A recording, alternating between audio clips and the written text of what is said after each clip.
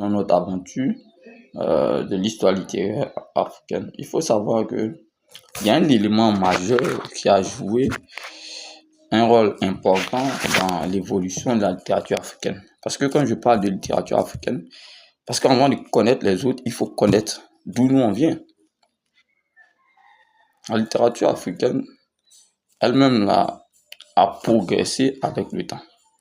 Mais l'élément déclencheur qui a permis à ce que notre littérature puisse prendre de l'ascension, puisse se bonifier avec le temps, c'est l'école occidentale.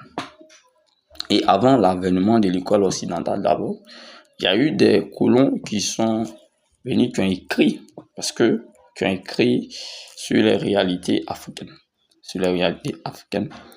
Et ces personnes-là ont écrit généralement, non pas pour montrer que l'Africain est un homme qui a toutes ses capacités, qui a toutes ses valeurs, qui a toute cette culture, comme on l'a vu un peu en philosophie et autres, en sociologie, j'en passe.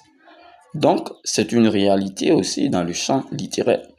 Parce que lorsqu'ils sont venus en Afrique, ils ont fini par comprendre, par faire croire aux Africains que, à travers les écrits, que les Africains n'étaient pas des hommes accomplis.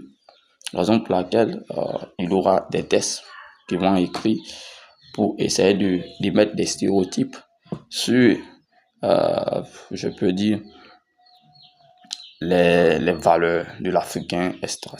Et parmi ces tests, on peut aussi citer le roman d'Inspaï de Pierre Loti, qui essaie de tracer les décors de cela, de ces pratiques-là.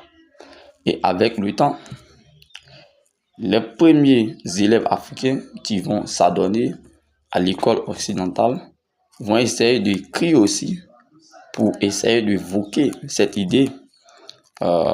Parmi ceux-là, on aura Paul Azoumé, on aura Malik Fall, on aura pas mal de premiers écrivains qui vont essayer de justifier l'entreprise coloniale pour dire ce que les Blancs disaient, c'est effectivement ça, que nous les Africains, nous sommes les sous-hommes et que sans l'avènement de la colonisation, on n'était pas les êtres accomplis.